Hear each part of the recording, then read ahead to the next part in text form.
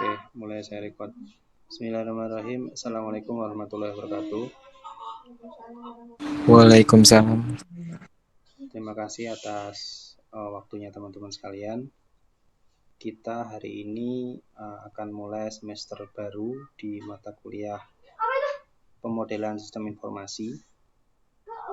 Dan hari ini mungkin selain menyampaikan kuliah, kita ngobrol-ngobrol aja untuk memotivasi lagi tentang kuliah kita. Jadi hari ini mungkin saya nggak banyak ngisi materi, mungkin pendahuluan saja, tapi yang penting justru kita ngobrol-ngobrol saja. Jadi relax saja, kita mulai kuliahnya. Teman-teman, ini berarti semester berapa ya?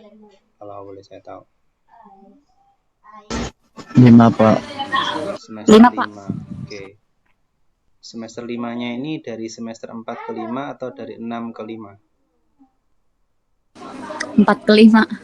Oh, 4 ke 5. 4. Oh, nggak ada yang dari kok 6 ke 5. Iya, 6 ke 5. Oke.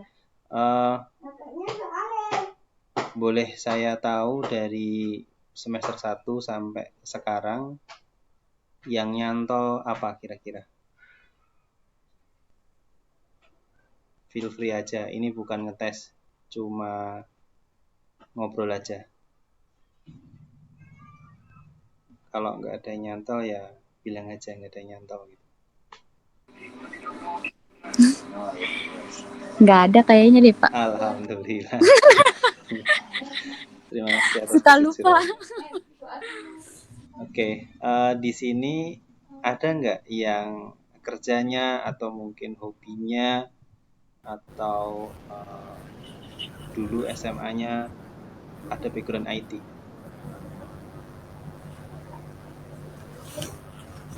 Nggak ada. SMK-nya TKJ. KJ juga sama. SMK TKJ, oke. Kalau memang tidak ada yang nyantol, mungkin saya dikit nanya lagi. Selama kuliah di sini, teman-teman ada gambaran nggak nanti setelah jadi sarjana komputer itu mau jadi apa atau mau ngapain? Feel free aja ya, kuliah saya relax aja, nggak usah tegang. Walaupun sayanya tegang. Apa kira-kira gambarannya?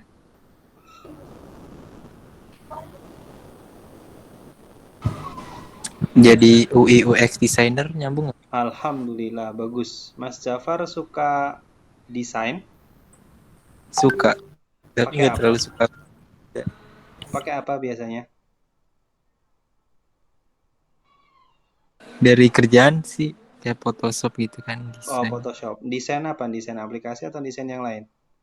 Dan itu pasti Instagram buat Oh, market. buat marketing ya? Iya, customer sih Oh, kan di CS gitu. bagus. UI, UX pasarnya sedang sangat dibutuhkan. Oke, itu masuk bagian dari SI juga. Ada yang lain yang sudah punya gambaran nanti Eskom mau ngapain atau mau jadi apa atau tetap aja seperti sekarang? Open aja ya diskusinya. Gimana? Atau masih bingung? Masih bingung Pak. Mbak Devi masih bingung. Mbak Devi sekarang kerjanya apa ya? Saya kerjanya itu admin warehouse. Oh, admin warehouse. Sudah keluarga? Apa? Belum Pak. Oh, belum. Saya sih pengennya kalau lulus tuh saya pengen kerjanya di bagian IT juga gitu Pak. Cuman kan kalau kuliah ini kan prakteknya masih agak kurang ya. Jadi kayak nggak pede gitu. Iya, kejujurannya bagus. Oke, pengennya kalau IT bagus, berarti ada cita-cita pengen kerja di bagian IT. Kalau boleh saya tahu dari gambaran Mbak Devi, jadi IT-nya itu bagian apa gitu? Karena IT luas sekali ya.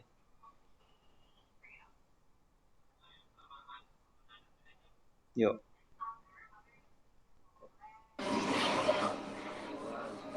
bagian apa ya? Nah, bagian apa tuh? Nah, itu luas tuh ya. Dari Mm-mm. ngurusin kabel di gigi tikus sampai kabel yang Mm-mm. digunakan di awan gitu. Yang apa tuh Pak kalau yang memecahkan masalah namanya? Memecahkan masalah. Memecahkan masalah. Apa sih namanya? Menyebutkan masalah. Apa sih Pak? Sistem analis. Iya, analis itu. Oh, sistem Pengen analis. bisa itu. Oke, Iya. bagus. Sistem analis itu mungkin profesi ideal untuk seorang SI. Berarti udah punya gambaran. Ada yang lain? Saya harap semuanya open speak ya.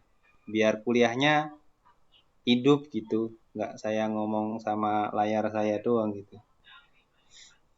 Gimana? Yang lain ada gambaran nanti pengen ngapain atau pengen jadi apa?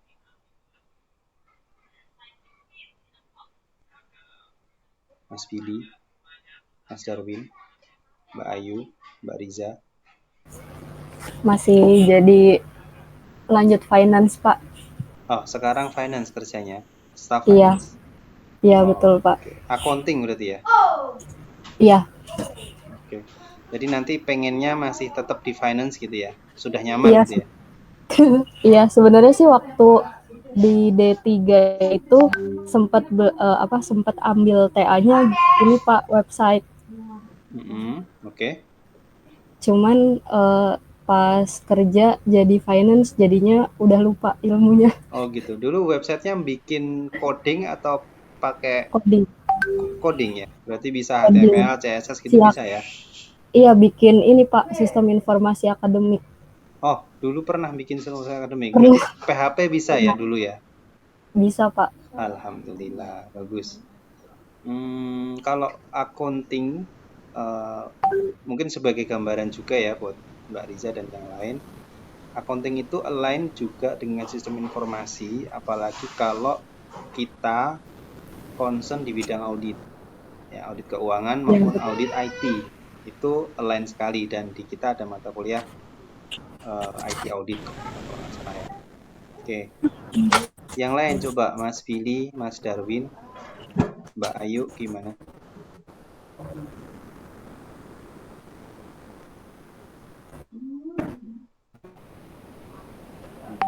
Not responding. Oke. Teman-teman saya mau ngasih gambaran saja bahwa walaupun kita kuliah di kampus yang bagus ya, misalkan di UI atau di UGM atau di manapun yang mungkin persepsi kita kampus itu bagus, itu juga bukan jaminan ketika kita lulus kita mempunyai skill yang siap kerja. Kalau kata Mbak Debbie tadi PD gitu ya, kita juga nggak ada jaminan lulus itu mendapatkan pekerjaan yang sesuai harapan gitu. Itu tagline-nya seperti itu. Nah, sebenarnya mungkin hari ini saya mau men-share tips trik kuliah yang benar itu kayak apa gitu ya. Saya mau ngambil sampel case di sistem informasi itu ada mata kuliah pemrograman contohnya. Kita teman-teman sudah dapat pemrograman web dasar atau web 1? Sudah, kayaknya di semester 1 ya? Semester 1 sudah dapat web 1, berarti sudah pernah HTML, CSS, JavaScript. Sudah pernah ya? Iya, Pak. Sudah di D3. Oke. Kalau untuk pemrograman web 2 atau web lanjut, apakah sudah? Belum. Belum. Yang lain? Semester 2 ada kayaknya ya? Nah, harusnya sudah kalau semester 5. Ya, semester ini lanjut. Oh, semester ini. Lanjut sekarang ya? Iya. Lanjut semester ini. Berarti selama beberapa semester ini belum pernah bikin web yang connect dengan database. Belum. Tapi iya, belum. Kalau pemrograman desktopnya sudah pernah connect database? Belum ya? pakai Java atau pakai Visual Basic? Saya pakai Java, Pak. Pakai Java. Yang lain? Iya. Mbak Riza ini soalnya pindahan kan ya, berarti ya. Iya, iya betul, Pak. Yang lain Ekstensi. belajarnya pakai VB atau pakai Java? Pemrograman desktopnya. Kayak Java juga pernah deh. Java juga pernah, VB juga pernah berarti ya. Iya, VB juga pernah. Oke, saya mengambil sampel case-nya pemrograman web saja. Katakanlah di pemrograman web 1. Ada yang dapat A nggak pemrograman web 1?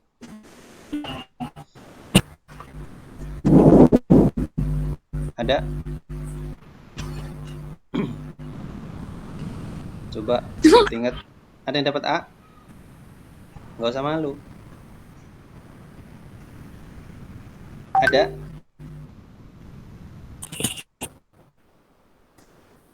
Mbak Riza nggak kedengeran ngomongnya. Nggak ada yang dapat A berarti? Saya itu lupa, Pak, mainnya. Soalnya sekalian buat sih. Oke. Juga itu. Oke. Ada yang dapat B? Harusnya dapat sih kalau ini. Iya.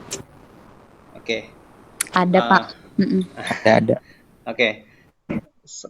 Sampel ya. Misalkan ada satu mahasiswa belajar pemrograman web 1 dan dia dapat A. Menurut teman-teman, dengan dia dapat A ini sudah bisa nyari kerja belum? Dia baru mata kuliah web 1 dan dia dapat A, udah bisa nyari kerja belum harusnya? Mbak Riza suaranya nggak jelas. Nggak jelas, nggak dengar saya jadinya. Halo. Ya, coba. Halo. Ya, Pak. Ya, saya ulang pertanyaannya ya. Misalkan mahasiswa itu dapat A di pemrograman web 1. Menurut teman-teman, kalau dia dapat A-nya benar-benar dapat A, artinya menguasai, dia bisa nyari kerja nggak? Bisa. Bisa ya, kalau dia betul-betul menguasai, Bisa. dia bisa nyari kerja walaupun dia belum punya ijazah. Ya. Bisa. Oke, tapi menurut teman-teman, apakah rata-rata kita atau rata-rata teman kita yang dapat A atau dapat B itu sudah menguasai pemrograman web 1-nya itu menurut teman-teman? Boleh ditanyakan ke diri sendiri atau ke melihat teman-temannya, apakah selama belajar web 1 dan sudah dapat A atau B sudah menguasai atau belum dan siap kerja atau enggak? Coba jawab.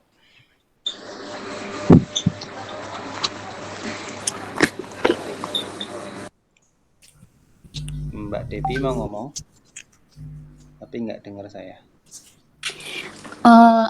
Kalau menurut saya, yang saya di semester 1 itu ya Pak, kan kita belajar pemrograman nih, tapi itu rata-rata kita nyontoh gitu dari yang udah dikasih sama dosennya. Jadi kayaknya kurang menguasai gitu Pak. Karena kebanyakan cuma nyontoh terus harus sama yang dicontohin gitu loh. Oke. Jadi menurut Mbak Devi, kita kurang maksimal belajar pemrograman web 1-nya karena kita cuma nyontoh dan karena cuma nyontoh tadi sehingga nggak pede gitu ya. Iya. Ada pendapat yang lain? Atau mungkin ada usulan harusnya gini loh Pak gitu. Ada?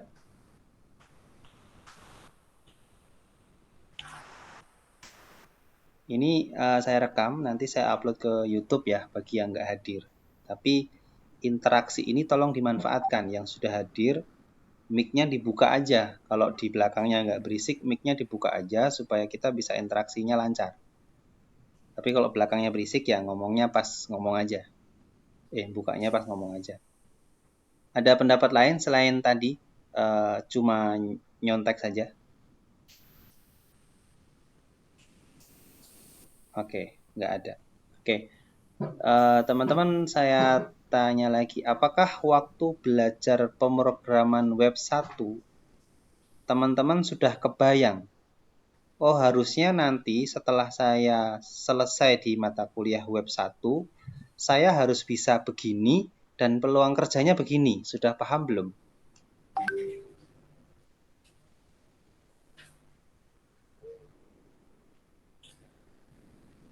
Ting tung.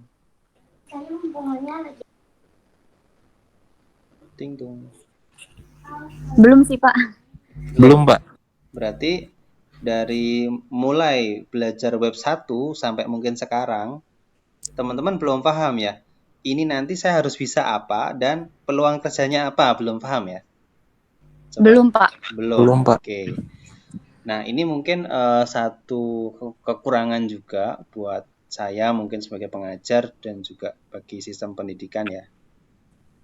Seharusnya di awal perkuliahan atau bahkan ketika teman-teman ospek, itu harus sudah disampaikan. Contohnya sampel case kita web 1 ya.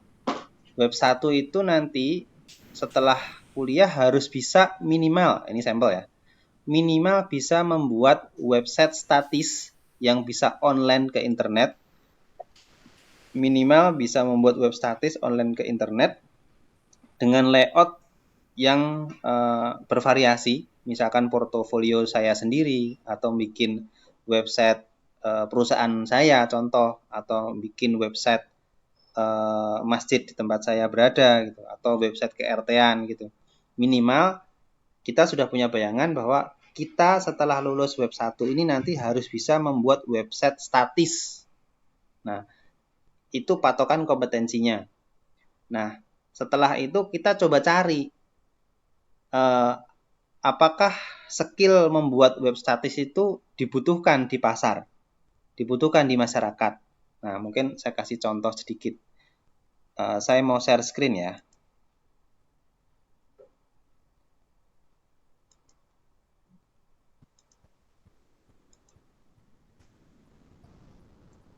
Oke. Layar saya udah kelihatan? Belum, Pak. Udah, Pak. Udah kelihatan. Sudah. Oke.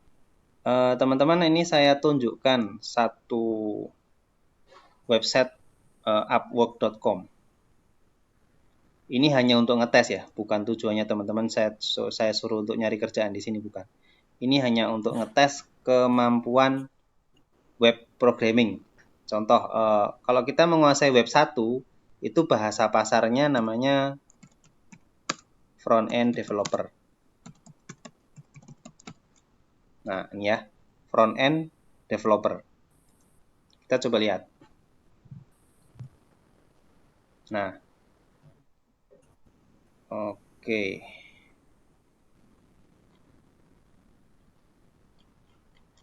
Sebentar ya. Nah, kalau teman-teman lihat nih, nggak bisa ya. Di sini banyak sekali dibutuhkan pasar atau peluang kerja front end developer. Ini ada $30 per jam loh ya, bukan per minggu, per jam. Ini ada $15 per jam dan seterusnya. Ini menunjukkan bahwa ternyata skill web programming dasar ya, dengan menggunakan mata kuliah web 1, HTML, CSS, JavaScript, itu udah cukup loh buat nyari kerja. Gitu ya. Minimal teman-teman bisa membuat seperti ini. Contohnya mungkin sampel saya aja ya.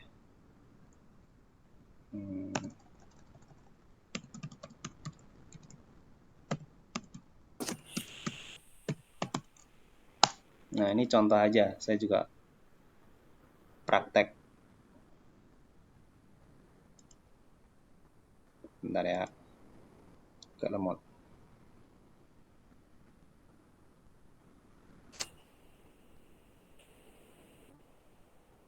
Ini bukan agak. lemot ini namanya.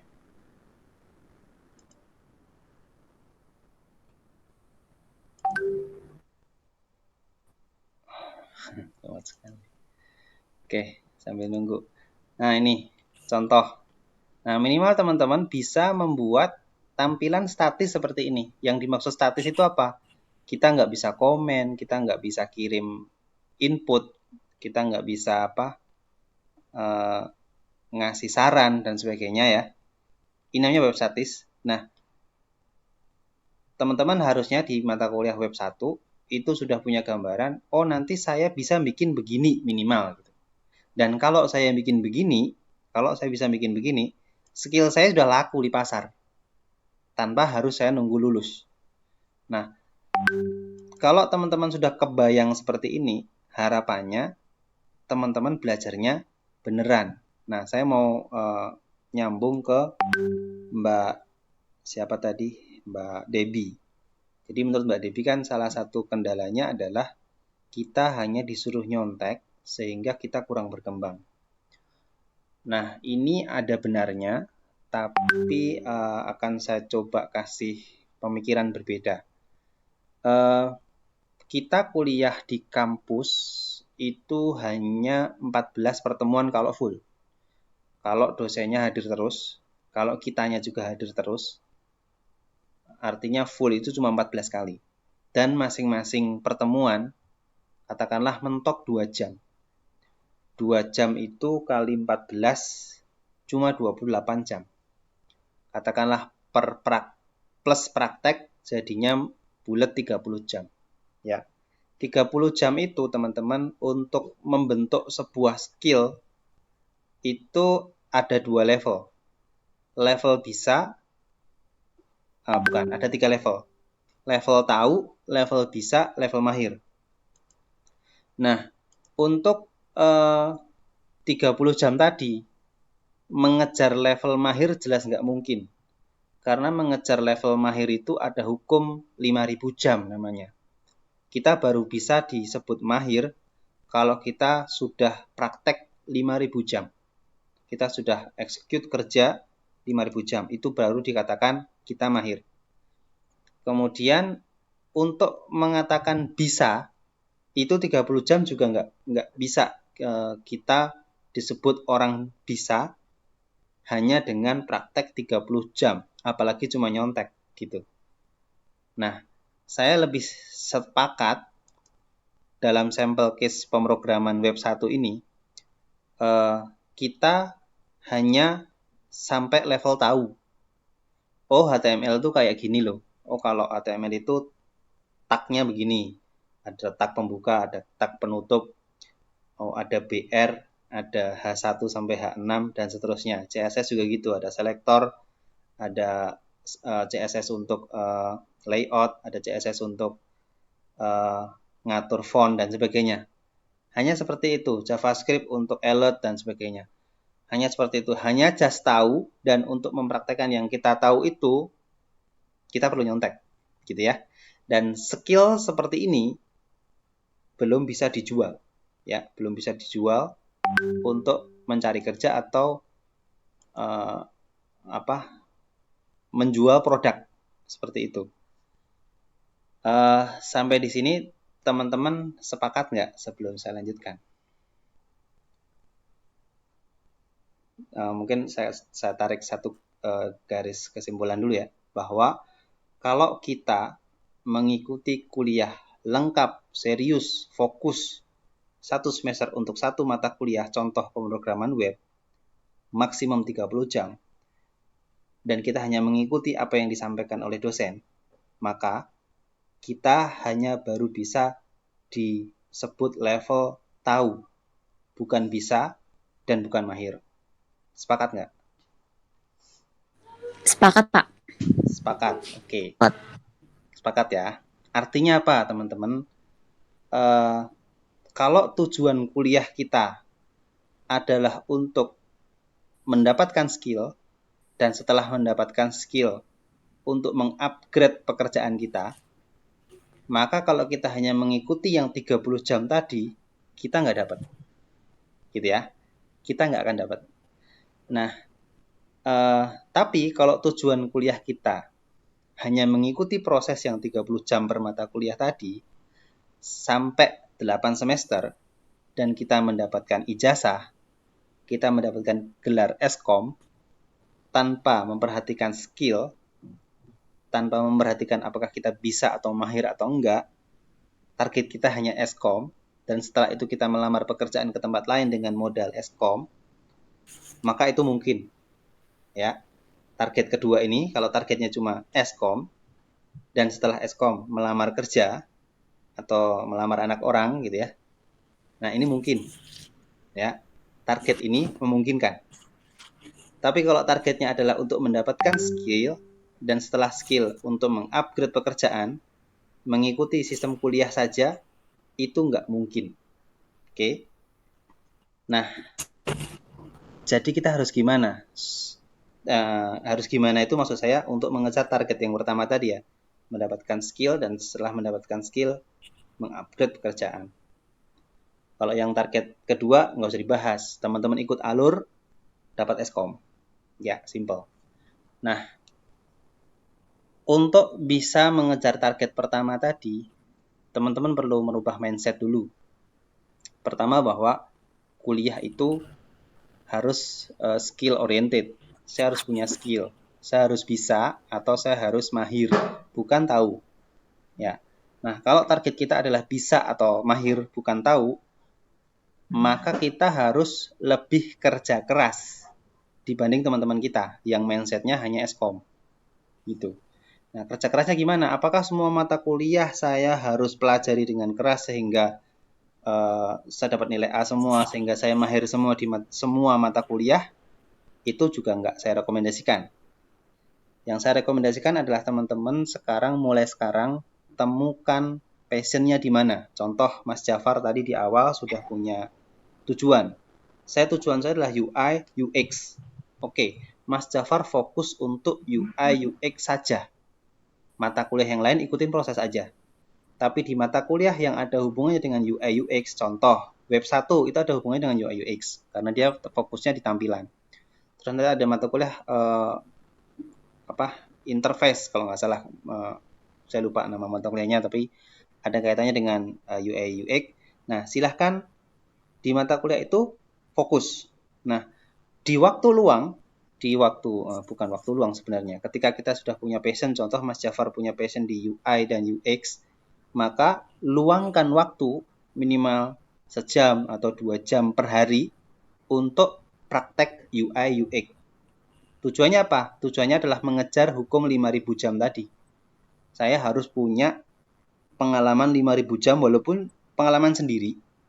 Dan pengalaman itu nanti membentuk saya menjadi seorang ahli UI UX. Mata kuliah yang lain gimana? Mata kuliah yang lain ikutin alur saja. Sekedar ikutin alur dan akhirnya dapat Eskom juga gitu. Tapi kita harus punya spesialisasi sesuai dengan passion kita dan itu harus kita kejar. Seperti itu. Sampai sini dulu. Ada pertanyaan atau sepakat atau enggak? Boleh didebat saya. Ini kan persepsi saya. Silakan. Nanti saya luangkan waktu sebentar untuk perkuliahan ini juga. Tenang aja. Tapi ini sekarang kita diskusi dulu. Jadi gimana teman-teman? Kesimpulan kedua adalah fokuskan pada passion atau fokuskan pada satu titik tertentu yang menjadi interest kita dan kejar hukum 5.000 jam untuk menjadi bisa atau ahli di satu titik itu. Dan itu nanti jadi modal kita. Gimana? Sepakat atau ada yang mau punya pemikiran lain, silakan. Gimana?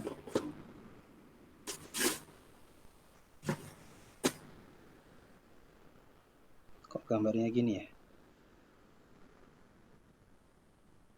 Gimana teman-teman?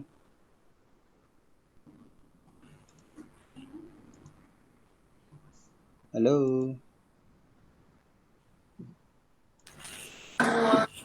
Pak, mau nanya, Silakan. kita kalau bikin portofolio gitu gimana sih Pak? Portofolio tentang buku. Coba diulang pertanyaannya. bagaimana membuat portofolio UI UX pertama buat pemula gitu Pak. Itu biasanya Oke. kalau portofolio UX ada user testingnya nggak? Bagus pertanyaannya. Bagaimana membuat portfolio UI? Saya jawab secara umum dulu, bukan portofolio UI UX, tapi secara umum dulu ya. Membuat portofolio itu bisa dengan cara satu. Sebentar, saya contohkan saja.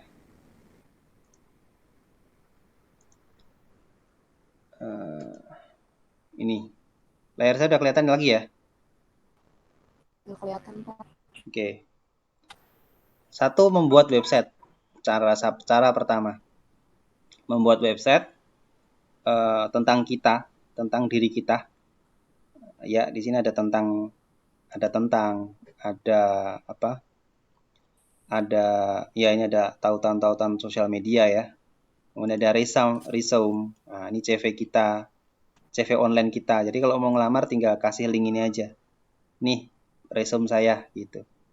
Kemudian portfolio, apa yang sudah kita capai selama ini, seperti itu ditunjukkan di sini. Ini salah satu contoh saya dengan menggunakan website. Kita juga bisa menulis artikel-artikel tentang UI UX seperti itu. Nah, ada contoh lain, saran saya khusus untuk UI UX. Teman-teman main Instagram ya. Bentar, saya tunjukkan contoh. Ini cakep sekali. Cocok dengan case-nya Pak Mas Jafar. Nah, nanti silahkan follow dia, Mas. Ini salah satu ahli UI UX yang keren. Dan saya ngikutin course dia di Udemy. Nah, ini Pak Fadli ini, dia ahli UX design dan web designer juga.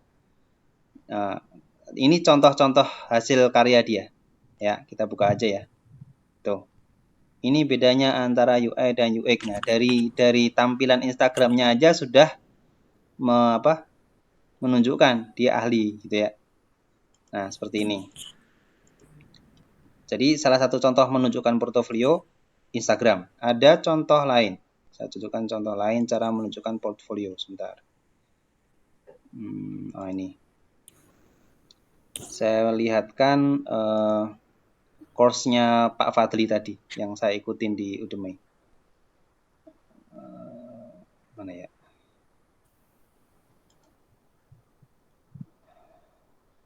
Aduh, salah lagi. Salah klik. Bentar ya.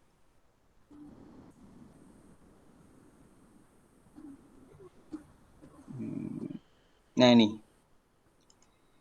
ini contoh kursus dari Pak Fadli tadi ya. Nah, Muhammad Fadli. Dia sebentar, ada yang datang. Oke. Nah, dia ini membuat course yang judulnya Complete UI Design Figma Holiday App. Jadi dia membuat satu UI, satu contoh aplikasi dengan menggunakan Figma. Dia bikin course yang isinya seperti ini, panjang nih. Dan ada sertifikatnya. Nah, ini juga salah satu contoh kita membuat portfolio. Ya. Atau simpelnya teman-teman main YouTube juga bisa. Seperti itu. Nah, kalau pertanyaan detail yang Mas Fajar tadi, apakah harus apa tadi Mas ya? Saya lupa. Testing ya? Ya, user testing. User testing. Itu jujur saya kurang paham. Apakah harus sampai ke situ atau enggak? Coba kita lihat course-nya Mas Fadli ini. Dia nggak sampai testing, Mas. Dia hanya sampai high fidelity, mockup. Nggak sampai testing. Tapi kalau teman-teman Mas Fadli mau sampai testing, berarti itu lebih bagus kan gitu. Kayak gitu sih. Ini cara-cara menunjukkan portofolio. Tadi satu dengan website. Ya, dengan website. Mana tadi? Ini. Dua dengan Instagram. Tiga dengan bikin course. Apakah course di Udemy atau course di YouTube, monggo. Nah, intinya secara online kita bisa menunjukkan jejak digital kita. Ini loh karya-karya kita. Ini bagus sekali pertanyaannya Mas Fajar. Sudah terjawab belum Mas Fajar? Sudah Pak. Oh, jadi dari tahu. Ya, seperti itu ya. Ya. Oke, ada lagi pertanyaan? Atau di LinkedIn. Nah, teman-teman bisa main ke LinkedIn juga. Itu kalau udah kalau profesional biasanya mainnya di LinkedIn. Ada lagi pertanyaan? Oke. Nah, sebelum saya beralih ke kuliah, jadi ini tadi baru ngobrol. Saya tarik dua kesimpulan dari diskusi kita hari ini, bahwa jika kita kuliahnya targetnya adalah untuk skill oriented dan setelah skill kita dapat kita mau melamar pekerjaan sesuai skill tersebut, maka kita tidak bisa hanya mengikuti kampus yang hanya 30 jam satu mata kuliah. Kita harus tekuni sendiri dengan cara kita entah lewat YouTube channel, entah lewat blog, entah lewat kursus online atau lain sebagainya, silahkan dikejar. Atau dengan praktek sendiri di rumah, beli buku dan sebagainya. Kejar itu, sesuai passion kita masing-masing. Tapi kalau target kita hanya Eskom, ya udah ikuti yang 30 jam tadi secara rutin, secara tekun gitu ya. Insya Allah dapat Eskom dan lulus wisuda juga. Tapi pertanyaannya adalah apakah dengan Eskom nanti saya pede melamar sesuatu? Nah, itu tanda tanya. Oke, itu kesimpulan pertama. Nah, kesimpulan kedua, jika teman-teman ingin mencapai target yang pertama tadi, ya mencari skill, maka caranya adalah dengan praktek serius. Target kita adalah menjadi bisa atau menjadi mahir dengan hukum 5.000 jam tadi. Kejar 5.000 praktik. Kejar portfolio seperti yang tadi disampaikan Mas Jafar. Ya, kejar portfolio dan tunjukkan secara digital di internet kita punya jejak digital portfolio kita, sehingga nanti kalau kita ngelamar pekerjaan baik itu online maupun offline, kita tinggal ngasih link. Ini loh Pak, hasil karya saya mau ngelamar jadi UI UX Pak, hasil karya saya di sini, seperti itu. Oke, dua kesimpulan ini dapat nggak teman-teman? Saya confirm dulu. Dapat? Nangkap? Clear? Tolong dijawab. Dapat Pak. Dapat. Oke, terima kasih. Sekarang kita kuliah ya. tadi belum kuliah. Oke. Kita judul mata kuliahnya apa teman-teman? Pertama saya nanya judul dulu supaya teman-teman nggak blank. Judulnya tahu nggak mata kuliah kita? Halo? Tolong interaktif ya. Saya bosan kalau mahasiswanya nggak interaktif. Sorry aja. Permodelan sistem informasi, Pak. Alhamdulillah ada yang jawab. Oke, judul mata kuliah kita adalah pemodelan sistem informasi. Saya tampilkan di sini sedikit. Judul mata kuliah kita pemodelan sistem informasi atau bahasa Inggrisnya Information System Modeling. Ya, Information System Modeling ini, teman-teman, ada juga kampus yang setelah saya baca silabusnya, dia mengarah ke Enterprise Architecture. Ya, Enterprise Architecture itu apa? Nanti saya jelaskan. Nah, mata kuliah ini mau ngomongin apa sih sebenarnya gitu. Mata kuliah ini itu memberikan pengetahuan mahasiswa mengenai Enterprise Architecture. Jadi saya mengambil yang jalur Enterprise Architecture ya, bukan cuma pemodelan simple, tapi ini Enterprise Architecture secara keseluruhan. Pengenalan Enterprise Architecture dan memberikan pemahaman mengenai cara-cara analisis yang dapat dilakukan, menggambarkan panjang banget, dan saya yakin teman-teman baca satu paragraf ini 10 kali pun, hafal sekalipun, teman-teman nggak paham ini sebenarnya mau ngapain. Sepakat nggak? Sepakat nggak? Paragraf ini teman-teman baca 10 kali, hafal, teman-teman juga nggak paham ini sebenarnya mau ngapain gitu. Paham? Sepakat nggak? Halo.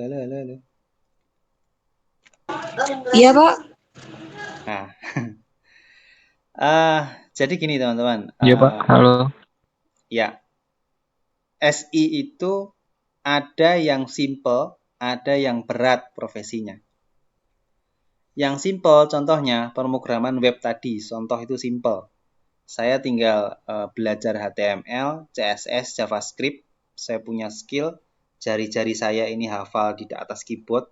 Bukan hafal dihafalin ya. Karena 5.000 jam tadi, jari-jari saya jadi melotok di keyboard. Saya ahli bikin website. Ini simple. Paling simpelnya orang SI itu seperti itu kerjanya. Tadi Mbak Debbie kalau nggak salah udah keluar. Mbak Debbie ngomong pengen jadi analis, gitu ya. Pengen jadi analis. Nah, analis ini adalah middle. Tingkat kesulitannya middle. Bener-bener pakai otak. Kalau yang web programming tadi sebenarnya nggak pakai otak-otak amat sih, gitu. Artinya gini, dari analis dia udah ngasih desain. Desainnya tinggal kita tuangkan, kita translate. Nah, programmer itu sebenarnya cuma mentranslate dari desain menjadi website. Dah. Yang pusing siapa? Yang pusing yang bikin desainnya tadi. Siapa itu? Analis. Gitu. Ada yang lebih pusing dari analis, yaitu bisnis analis. Ya, kalau tadi kan sistem analis. Ada yang lebih pusing dari sistem analis, yaitu bisnis analis. Nah, ini mungkin pekerjaan orang SI yang pusingnya tingkat lanjut gitu ya, tingkat advance. Dia harus memikirkan contoh di perusahaan A, dia bisnisnya ngapain, kemudian dia karyawannya ada berapapun dia harus tahu, kemudian profitnya dia dari mana dia juga harus tahu, struktur organisasinya seperti apa, aplikasi-aplikasi yang digunakan di perusahaan itu apa aja, konfigurasi atau arsitektur server dan networknya bagaimana. Nah, orang yang menganalisis satu perusahaan dari sudut pandang IT, itulah yang namanya bisnis analis, dan ilmunya ada dua. Ilmunya adalah bisnis analis itu sendiri sebuah ilmu, dan mata kuliah yang kita sedang bahas inilah salah satu ilmu yang dibutuhkan oleh seorang bisnis analis untuk menggambarkan satu perusahaan dari sudut pandang IT-nya. Nah, satu perusahaan dari sudut pandang IT-nya itu dilihat dari beberapa dimensi atau layer. Layer yang jelas. Ada layer paling atas. Mending saya tunjukkan saja sebentar daripada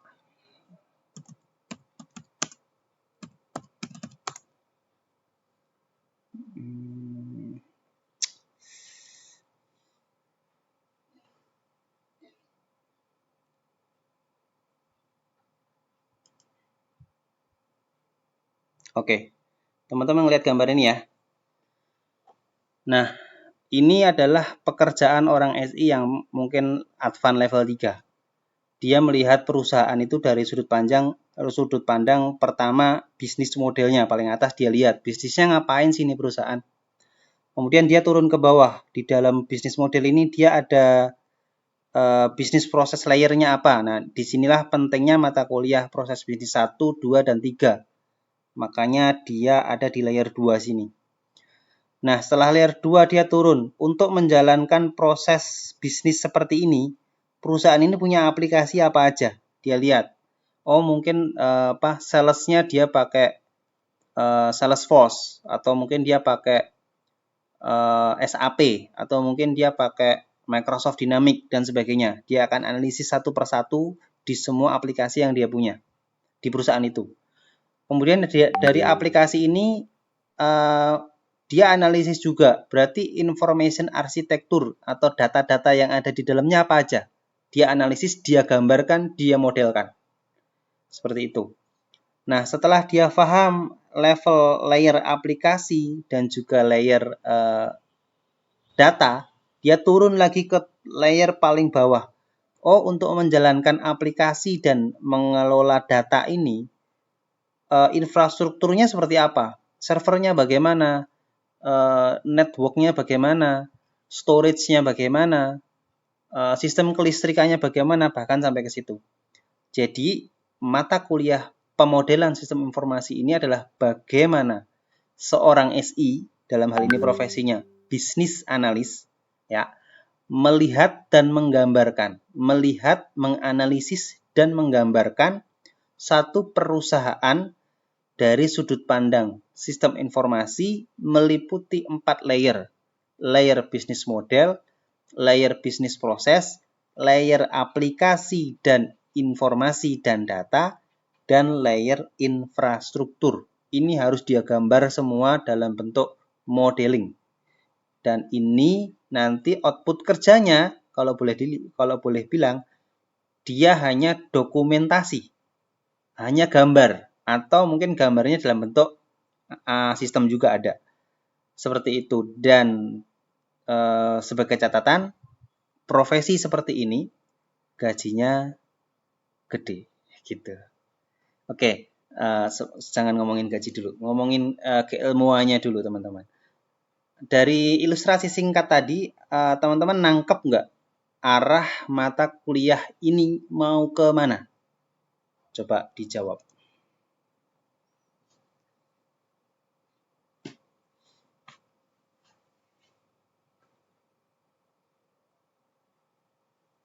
Halo. Kalau belum nangkep, bilang belum nangkep. Kalau nangkep, bilang nangkep. Jangan sampai mata kuliahnya di semester 1 pemrograman web, ditanya di semester 5 mau pengen jadi apa, bingung. Gitu. Bagaimana bisa menjadi mahir atau bisa, sedangkan arah mata kuliahnya aja nggak tahu mau jadi apa. Gitu. Jadi saya tekankan dulu, ilustrasi sederhana saya tadi, dapat nggak?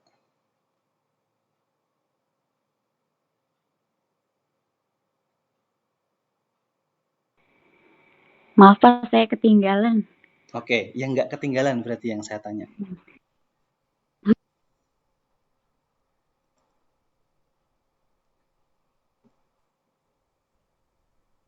Ting dung. Ting dung. Ini nanti rekaman di YouTube-nya ada ding ding ding ding juga ya. Saya tunggu soalnya konfirmasinya. Nangkep atau enggak? Enggak nangkep saya ulang. Nangkep saya lanjutkan.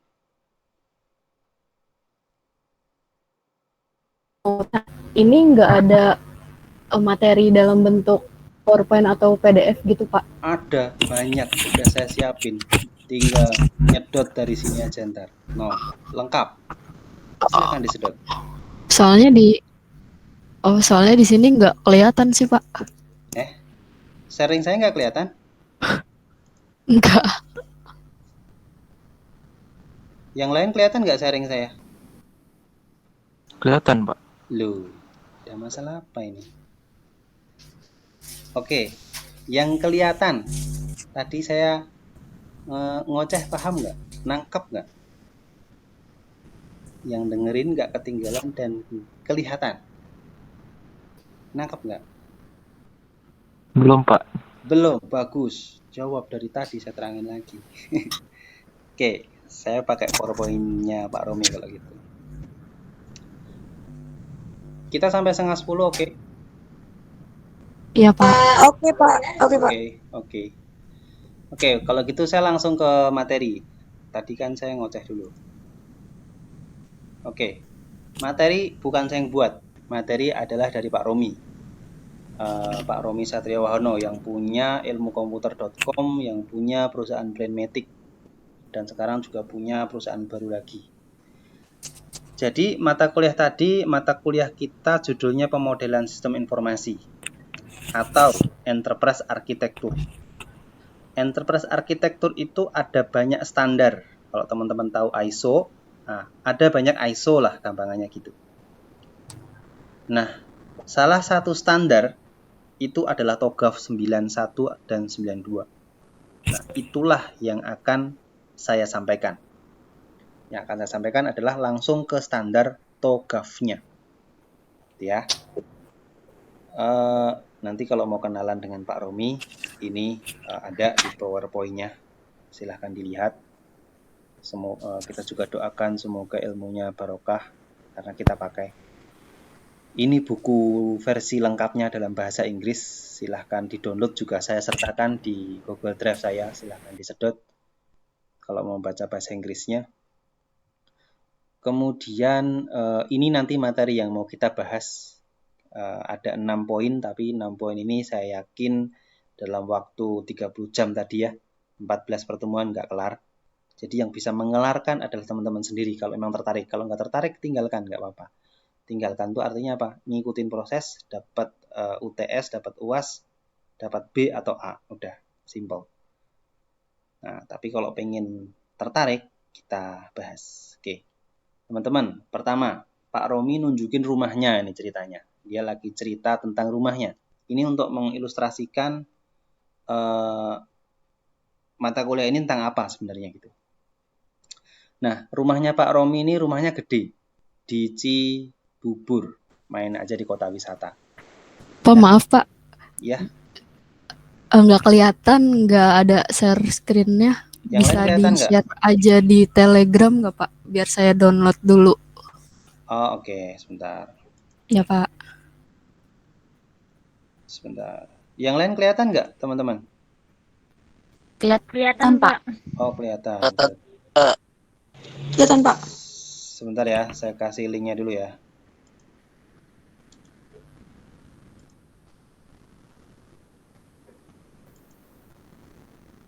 Saya share di Telegram dan juga di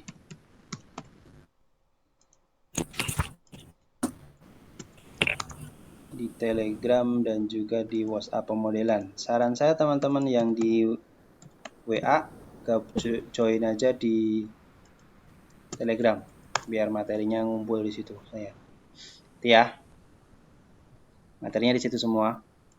Saya lanjutkan PowerPoint saya. Nah, ini Pak Romi mau cerita rumahnya. Rumah Pak Romi itu ada 13 orang. 1 istri, 7 anak, 3 pembantu rumah tangga, 1 sopir, 10 kamar tidur, 1 ruang perpustakaan, 2 ruang keluarga, 6 kamar mandi, 1 kolam renang, 1 kolam ikan dengan puluhan jenis ikan, taman dengan puluhan pohon dan hewan. Kayaknya ada 1 yang belum disebutin Pak Romi, ruang ngopi belum ada. Intinya rumah Pak Romi besar banget, kamarnya banyak, orangnya banyak, dan lain-lain. Nah, kalau rumah kita kecil, rumah tipe 21 atau rumah kontrakan, kita cuma punya 3 petak, teras, tengah, tempat tidur, dapur, plus kamar mandi, selesai. Isinya juga dikit. Nah, kalau ini banyak. Nah, ketika rumahnya gede dan isinya banyak gini, muncul banyak masalah. Ada banyak masalah. Rumah ini, teman-teman, silahkan ilustrasikan adalah sebuah perusahaan nantinya. Ya, diilustrasikan sebuah perusahaan. Nah, ketika rumahnya seperti itu, masalah yang muncul contohnya, saya tidak tahu secara detail kegiatan sehari-hari dan kebiasaan masing-masing penghuni rumah. Nggak tahu, anaknya kan tadi ada banyak ya. Si A ngapain, si B ngapain, saya nggak tahu. Kemudian seluruh aset rumah dan posisinya saya juga nggak tahu dan nggak hafal. Nah, mungkin saya pernah dengar cerita tuh salah satu artis rumahnya mau ke ruangan sana harus pakai mobil golf gitu ya. Terus tersesat di dalam rumah contohnya. Nah, ini contohnya itu. Kemudian dokumen yang dihasilkan oleh penghuni rumah. Ini nggak tahu juga. Masalah lain adalah saya tidak tahu tahapan detail. Bagaimana cara nguras kolam renang? Yang tahu pembantunya. Bagaimana membersihkan kamar tidur, kamar mandi, dan ruang tengah? Itu juga nggak tahu. Saya pernah mendengarkan Pak Romi ketika menjelaskan ini, dia ngasih sampel masalah nyata. Ketika dia mau masang jam dinding di rumahnya, kan perlu nanam paku ya. Nah, ketika dia maku temboknya, ternyata yang dia paku adalah jalur listrik dan langsung ngetrip rumahnya. Nah, ini satu contoh masalah ketika dia tidak mengetahui arsitektur rumahnya. Nah, ini langsung saya kaitkan dengan mata kuliah kita. Ketika dia tidak mengetahui arsitektur rumahnya, sehingga dia tidak paham di mana jalur listriknya, ketika dia mau memutuskan untuk memasang jam dinding, memasang paku, maka ada masalah yang timbul di sana. Ini persis seperti ilustrasi nanti ketika seorang bisnis analis melihat sistem informasi di sebuah perusahaan. Saya mau mendevelop aplikasi untuk penggajian, tapi saya nggak tahu yang sekarang ada apa. Akhirnya dia beli aja aplikasi penggajian. Masalahnya adalah aplikasi penggajian nanti nggak nyambung dengan aplikasi yang sudah ada. Bisa nggaji karyawan, tapi ketika ada masalah dengan karyawan nggak ngeling. Contohnya karyawannya bolos misalkan, nggak ngeling, bolos tetap digaji contohnya, seperti itu. Itu akibat masang aplikasi tapi dia nggak ngelihat dulu di dalamnya apa, seperti itu. Itu masalah enterprise arsitektur. Nah, ini dia Pak Romi detailkan lagi. Masalah di rumah saya. Ketika dia membeli kursi baru untuk dapur, ternyata ada kursi tidak terpakai di ruang tengah. Artinya ini dalam kacamata bisnis ini pemborosan. Efek ketika tidak punya dokumentasi pemodelan, dia beli kursi baru padahal ada kursi yang nggak kepakai. Gitu. Kemudian masing-masing penghuni rumah mendownload film. Internet jadi lambat, laptop kurang space HDD. Nah, ini adalah karena karena penghuni rumah tidak paham konfigurasi dan arsitektur storage di rumah dia dan internet connection di rumah dia, sehingga semua orang download tanpa kontrol dan seterusnya. Contohnya lagi mungkin ketika membeli printer baru, ternyata spesifikasi printer tidak didukung oleh semua laptop, sehingga ada laptop yang nggak bisa ngeprint akhirnya. Nah, ini contoh-contoh masalah enterprise arsitektur di rumah, gitu ya. Nah, rumah tadi, seperti tadi saya bilang, itu ibaratnya organisasi bisnis kita, ya. Nah, kondisi di suatu organisasi kita samakan dengan kondisi rumah tadi. Ribuan pegawai dan puluhan unit kerja yang sering tidak termonitor dengan baik karena sistemnya nggak baik. Kenapa sistemnya nggak baik? Karena waktu buat tidak dianalisis dengan benar sesuai dengan ilmu bisnis analis, sesuai dengan ilmu pemodelan sistem atau enterprise arsitektur. Kemudian kondisi dari suatu organisasi, proses bisnisnya kompleks. Ada proses penggajian, ada proses pajak, ada proses pembelian, dan seterusnya, kompleks sekali. Dan kalau itu tidak terdokumentasi, masalah. Terdokumentasi itu artinya apa? Didokumentkan dalam bentuk modeling. Kemudian infrastruktur dan aset tidak terkendali. Nah, perusahaan itu pasti punya banyak aset, pasti punya infrastruktur yang banyak juga. Dan kalau perusahaan itu tidak punya dokumentasi dengan baik, maka dia tidak bisa mengontrol dengan baik asetnya dia. Sehingga contoh, perusahaan nggak tahu laptop atau komputer di perusahaan dia ada berapa. Sehingga ketika karyawannya bawa pulang misalkan, nggak tahu juga gitu. Atau karyawannya ngumpetin di lacinya gitu, nggak tahu juga. Nah, ini masalah organisasi. Kemudian staf dan pimpinan baru perlu waktu. Staf dan pimpinan baru perlu waktu untuk memahami kondisi organisasi. Ya, ini yang parah juga. Ketika perusahaan kita nggak memiliki dokumentasi pemodelan enterprise arsitektur atau pemodelan sistem informasi di tempat kita, maka ketika ada orang baru, dia harus meraba-raba, dia harus belajar sendiri dari kondisi yang ada tanpa melihat dokumen. Ini bahasa orang HR-nya learning curve-nya lama. Waktu belajarnya lama. Kenapa? Karena dia nggak ada dokumen untuk referensi. Nah, itu masalah-masalah organisasi terkait pemodelan atau enterprise arsitektur. Ini masih banyak ya. Ini contoh yang kedua. Ketika ada staf cuti Karena dia nggak punya sistem yang baik, dasar apa yang digunakan atasan untuk mengizinkan cuti? Contoh, jatah cuti saya setahun 12 kali, 12 hari. Ada karyawan ngajuin cuti, padahal dia udah pakai semua tuh cutinya. Atasan karena dia nggak tahu, dia harus merefer ke data mana untuk tahu karyawan ini cutinya udah habis atau belum. Dia tanda tangan aja itu cutinya. Padahal cuti karyawannya udah habis. Contohnya gitu. Nah, ini contoh-contoh masalah-masalah yang disebabkan karena pemodelan ataupun enterprise arsitektur yang tidak baik. Nah, ini parah juga kebijakan keuangan. Oke. Nah, dari situ tadi, maka perusahaan itu perlu yang disebut cetak biru arsitektur. Minimal punya denah seperti ini. Untuk semua sistem yang ada di perusahaan itu. Sehingga cetak biru tadi meliputi banyak. Kalau rumah kan cukup denah seperti ini ya. Kita tahu di mana dapur, di mana ruang tamu, di mana ruang makan, seperti itu. Nah, kalau organisasi, dari kacamata bisnis analis seorang SI, dia harus melihat dari mana dulu? Dari struktur organisasi, dari tujuan organisasi, dari bisnis proses, dari struktur data, dari software, dari infrastruktur, dari kebijakan keamanan, dan seterusnya.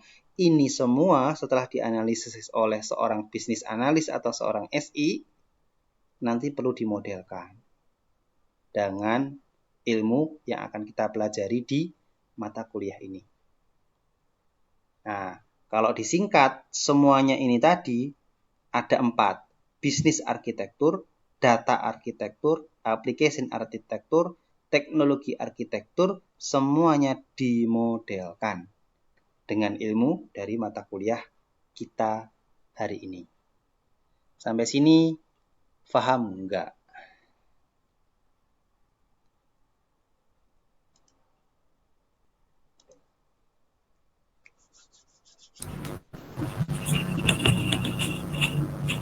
Nanya kalau nggak paham. Silakan. Jadi proses awal sebuah perusahaan yang belum tersistem itu gimana Pak untuk tahu cara pemodelan sistem informasi yang baik? Oke, pertanyaan bagus, walaupun pertanyaan ini nantilah yang pertanyaan inilah yang nanti jadi pembahasan di mata kuliah kita selanjutnya.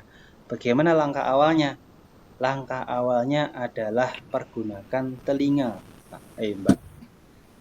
Jadi seorang SI itu skill terbaiknya adalah mendengar. Jangan banyak bicara dulu. Ketika dia datang ke perusahaan, dia duduk, dia dengarkan. Perusahaan itu ngapain sih? Oh, visi misinya apa? Oh, ini. Struktur organisasi gimana? Siapa presidennya? Siapa manajer-manajernya? Siapa departemen manajernya? Dan seterusnya. Organisasi udah ada proses apa aja? Ada proses ini, ada proses ini, ada aplikasi apa aja, terus tanya mengalir kayak gitu sampai dapat semuanya, dan itu nanti yang akan kita pelajari di mata kuliah ini, insya Allah. Saya yakin belum menjawab pertanyaan Mbak Riza, tapi kira-kira begitulah. Kembali ke pertanyaan awal tadi, apakah teman-teman nangkep arah mata kuliah ini mau ngapain, mau kemana? Nangkap Pak. Nangkep. Yang lain? Nangkep Pak. Nangkep. Oke. Saya bandingkan dengan case saya tadi ya, case yang tadi saya bahas ngobrol di awal. Ketika kita mau jadi seorang web developer, jadi seorang pengembang web, maka kita belajar front end, HTML, CSS, JavaScript, kemudian untuk back end-nya mungkin kita belajar PHP, atau kita belajar Python, atau kita belajar ASP gitu ya. Sampai akhirnya menjadi ahli, kita bisa langsung open job di internet. Saya bisa loh bikin web, kalau mau pesan web ke saya. Saya bisa bikin aplikasi loh, kalau mau pesan aplikasi ke saya. Untuk skill pemrograman web sesimpel itu. Mudah. Asal kita tekun, rajin, praktek, kita menguasai skillnya, kita langsung buka ke internet, insya Allah rezeki datang. Nggak usah ngelamar gitu ya. Nah, teman-teman, pertanyaannya adalah ketika teman-teman sudah menangkap arah mata kuliah ini di pemodelan sistem informasi ini, teman-teman kebayang nggak pasar kerja, kebutuhan dari seorang yang ahli di mata kuliah ini itu seperti apa, atau atau bagaimana cara saya mendapatkan pekerjaannya, atau seperti apa? Teman-teman kebayang atau enggak?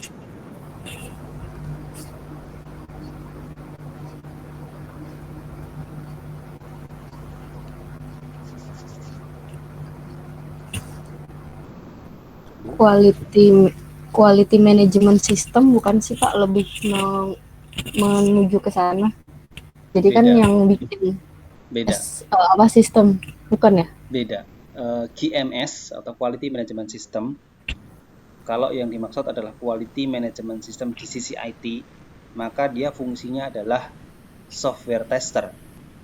Hanya sebatas software tester dan software documentation tester.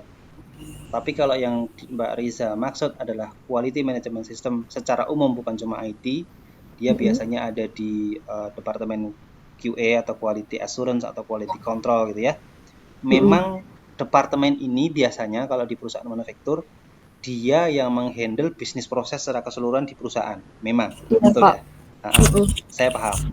Dan justru saya sebagai seorang analis, saya akan menuju ke orang QA dulu, ke orang QMS dulu. Saya biasanya gitu. Teman-teman atau bapak-bapak di QMS punya dokumentasi nggak bisnis proses di perusahaan? Ada seperti ini. Nah, itu saya minta dulu, baru nanti saya modelkan sesuai dengan IT. Tapi bukan QMS pekerjaannya. Kita lebih di atasnya QMS, tapi melihatnya dengan sudut pandang IT gitu. Kalau QMS itu melihatnya sudut pandangnya apa? Quality dan proses. Dia menggambarkan proses, quality-nya bagaimana, resikonya bagaimana, dan seterusnya. Kalau IT dari bisnis proses, kemudian dari bisnis model, bisnis proses, data dan aplikasi, infrastruktur, terus gitu. Jadi sudut pandangnya beda. Dan biasanya bisnis analis itu dia dekatnya sama CEO, CEO kayak gitu. Yang di atas lah kayak gitu. Beda Mbak Riza kalau dengan GMS. Oke. Ada pertanyaan lagi, silakan. Saya harapannya gini teman-teman. Teman-teman malam ini bisa mengetahui arah mata kuliah ini mau kemana. Setelah paham, teman-teman bisa memahami pasar kerjanya nanti seperti apa. Itu sih yang saya harapkan. Sehingga teman-teman juga dengan dua informasi itu, teman-teman bisa mempertimbangkan apakah saya mau serius di mata kuliah ini, artinya mengejar skill tadi, atau saya hanya mengejar B atau A aja, sehingga saya nanti dapat Eskom juga gitu. Teman-teman bisa memilih itu nanti kalau sudah paham arah mata kuliahnya dan pasar kerjanya. Oh, saya kayaknya tertarik, ya udah saya serius. Oh, saya ini bukan passion saya, ya udah ikutin aja sesuai tugas kerjain, UTS kerjain, UAS kerjain, dapat A atau B, selesai. Seperti itu. Gimana? Saya ulang, arahnya paham, pasar kerjanya paham atau enggak?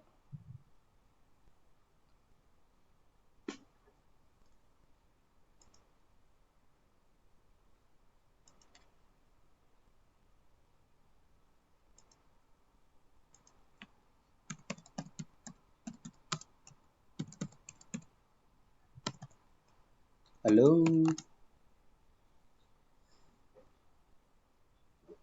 Oke, teman-teman bisa lihat layar saya. Saya lagi membuka Upwork tadi. Profesi bisnis analis itu ada 1038 job secara online. Ya. Tadi saya bandingkan dengan apa tadi? Front end developer. Ya. 9.720 job untuk front-end developers yang bekerja secara online. Teman-teman bisa kerja dari Solo, dari Sumatera, dari Papua, asal connect internet, teman-teman bisa kerja. Nggak usah melamar. Gitu. Jadi, dibandingkan dengan pekerjaan web developer, dibandingkan dengan pekerjaan bisnis analis yang kita bahas di mata kuliah ini, itu jauh. Web developer itu 9.700-an, sedangkan sebentar sebelum kita lihat dia harganya ya. Nih, bukan, $10 per jam, $100.000, bukan, 30 jam per week. Seperti itu ya harga-harganya. Coba kita lihat bisnis analis.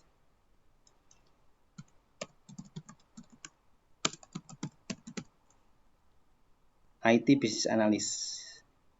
IT bisnis analis cuma 476 job font. Oke. Nih, harganya $35 sampai $70 per jam. Per jam ya. Ini ada lagi 11 sampai 17 per jam. Coba IT-nya kita hilangin.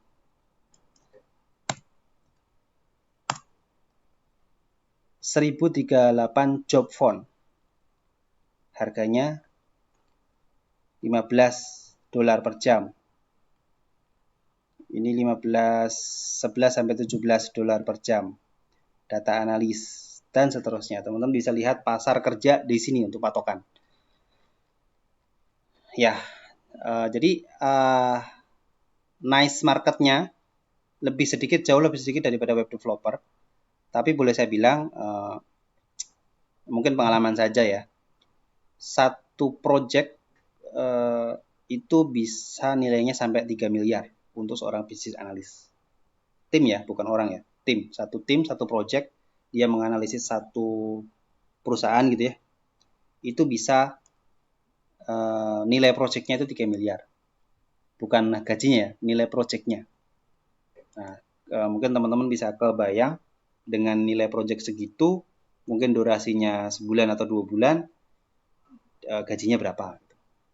Saya pernah tanya juga teman-teman di SAP, kalau nggak salah dia pernah buka suara, satu hari itu 30 juta, kalau nggak salah. Seperti itu, pasar kerjanya seperti itu. Oke, mungkin itu ada nangkep nggak dulu lah sebelum saya tutup. 1, tolong dijawab nangkep nggak arahnya kemana. 2, tolong dijawab nangkep nggak pasar kerjanya seperti apa. Silakan.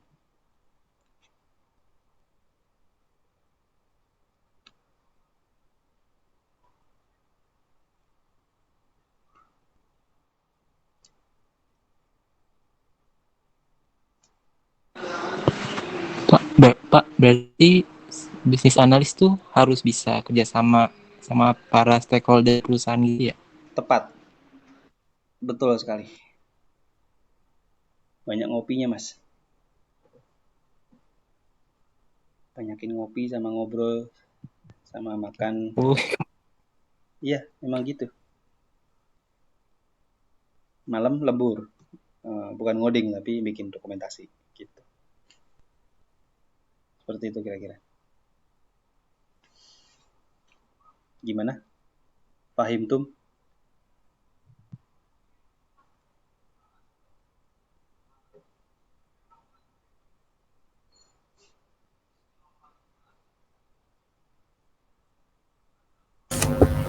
Pak, jadi sebenarnya bisnis analis itu di dalam suatu perusahaan berkorelasi jadi satu kesatuan nggak sih Pak sama QMS? Jadi kan kalau setahu saya di perusahaan itu kan QMS lebih ke dokumentasinya gitu. Dibilang satu kesatuan tidak, karena QMS biasanya di departemen QA manufaktur, sedangkan bisnis analis itu biasanya orang luar, Mbak Mela. Dia vendor biasanya, bukan orang dalam. Dia konsultan. Nah, dia konsultan yang datang dengan dibawa oleh orang IT atau dibawa oleh presidirnya, biasanya gitu ya. Nah, dia datang untuk apa? Untuk mengecek, untuk menganalisa sistem di perusahaannya, seperti itu. Jadi jarang sekali perusahaan yang dia punya bisnis analis internal, itu jarang. Ya, ada tapi jarang. Saya belum bagi inform absen ya, sorry lupa. Belum Pak. Karena saya belum menggunakan edu-learning, jadi saya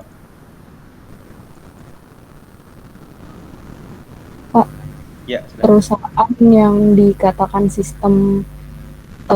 yang sistemnya sudah terbangun tuh gimana sih Pak? Soalnya kan eh, di dalam perusahaan tuh kan biasanya kayak para petinggi ngomongnya, iya kita harus pakai sistem gitu. Nah, sistem yang disebut udah berjalan tuh seperti apa sih Pak?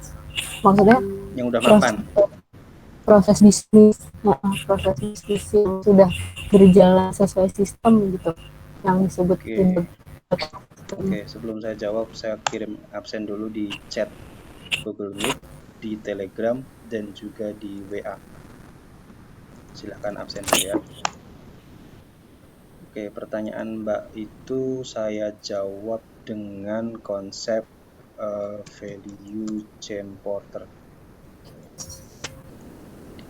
Oke, saya cari gambar yang warna-warni biar enak. Oke, teman-teman pernah dengar konsep value chain porter belum sebelum saya jelaskan? Belum Pak. Belum. Nah, oke. Kalau belum berarti ada yang salah dengan mata kuliah bisnis proses 1 karena ini harusnya dibahas di bisnis proses 1. Proses bisnis 1. Oke. Sebuah perusahaan dikatakan sistemnya mapan, sistem informasinya mapan apabila dari ujung ke ujung itu sudah terkomputerisasi, sudah ada sistemnya semua. Terkomputerisasi jangan bilang pakai Excel ya, tapi pakai sistem informasi semua. Nah, ujung ke ujung itu bicaranya apa? Ujung ke ujung itu bicaranya pertama kita bagi dulu menjadi primary activities dan support activities atau primary process dan support process. Primary activities ini ada 5. Pertama, inbound logistik. Inputnya seperti apa?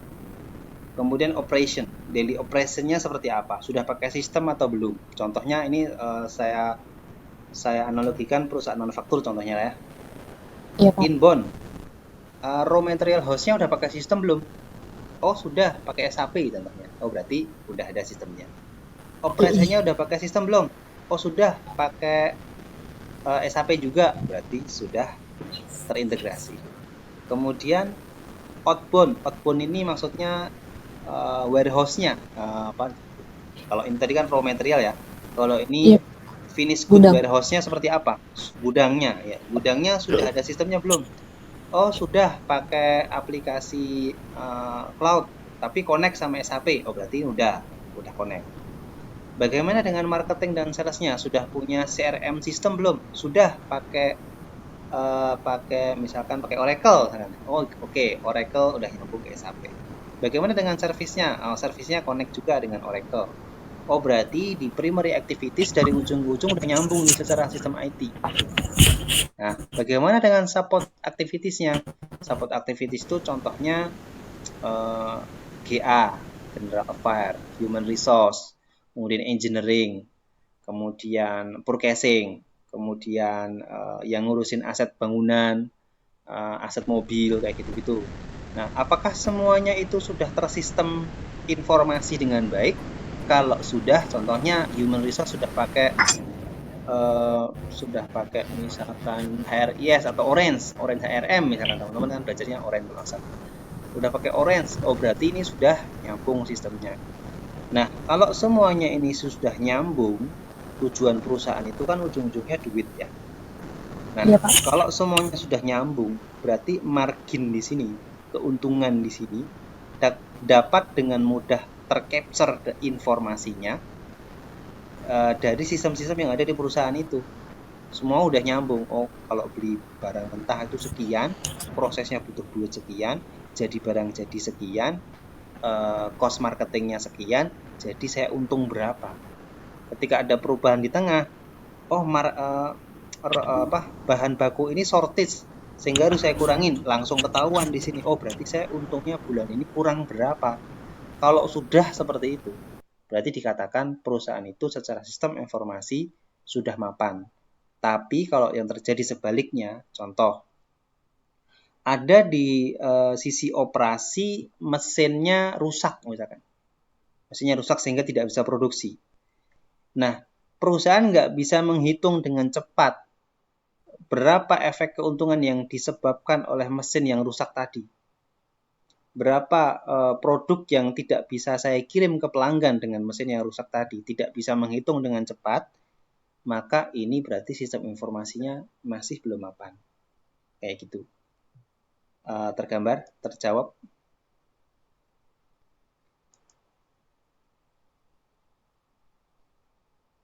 Gimana? Iya Pak. Oke. Jadi bisa dikatakan kegagalan sistem dong Pak? Atau itu sistem itu sebenarnya kan ada gapnya nih Pak di setiap sistem. Iya. Nah itu sebenarnya yang salah itu usernya atau pembuatnya? Pertanyaan ini tidak bisa dijawab usernya atau ininya.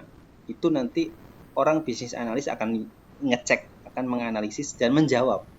Oh, ini secara sistem sebenarnya sudah terintegrasi, Pak.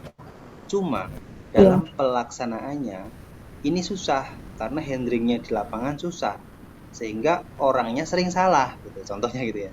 Nah, kayak gitu-gitu tuh orang bisnis analis kerjasama sama orang QMS tadi ya, ngobrol, ketemulah masalahnya, kayak gitu. Gimana? Yang lain sudah nyambung atau belum?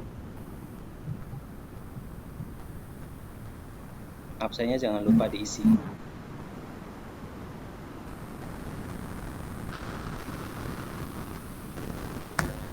Nyambung kah? Cukup kah? Halo, satu-satu. Mbak Liza udah, Mbak Devi oke? Nyambung?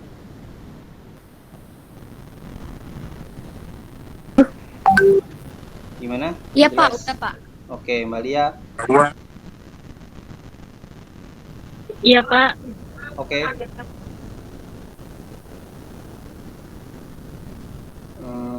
Mbak Ayu. Mbak Ayunya 2. Mbak Hila, Mbak Ayu, gimana? Oke. Mas Darwin. Mas Darwin dari tadi belum ngomong. Mas Billy, Mas Jafar. Ini siapa ya? Oke Pak. Oke. Ya, Pak, sudah Pak. Oke, kalau sudah silahkan materinya disedot semua langsung boleh. Jadi materi saya udah saya kirim semua ya, dari awal sampai akhir. Silahkan dibaca-baca. Ada yang bahasa Inggris, ada yang bahasa Indonesia. Nanti link YouTube-nya juga saya kasih kalau sudah. Mungkin saya akhiri untuk pertemuan hari ini. Target saya adalah untuk brainstorming teman-teman tentang tujuan kuliah tadi awal ya, tentang bagaimana tips trik kuliah itu seharusnya bagaimana, dan saya sambungkan dengan materi kita, arah mata kuliah kita teman-teman sudah nangkep, dan peluang pekerjaan dan pasar pekerjaannya teman-teman sudah nangkep. Tinggal teman-teman mungkin dalam waktu 1 minggu ke depan memikirkan apakah mata kuliah ini sesuai dengan passion saya atau tidak. Jika sesuai dengan passion saya, maka silahkan serius sih untuk belajar lebih dari sekedar di dalam kuliah. Tapi kalau bukan passion saya bukan ini, passion saya jadi YouTuber aja misalkan, ya sudah, yang mata kuliah ini teman-teman ikutin ala kadarnya aja, sekedar untuk bisa B atau A cukup dan tidak perlu serius-serius. Oke, mungkin dari saya cukup sekian, kurang lebihnya mohon maaf. Jika ada saran dan masukan silahkan diinput bersamaan dengan absen atau mungkin bisa japri ke saya. Oke, terima kasih. Assalamualaikum warahmatullahi wabarakatuh. Waalaikumsalam warahmatullahi wabarakatuh. Terima kasih Pak. Terima kasih Pak.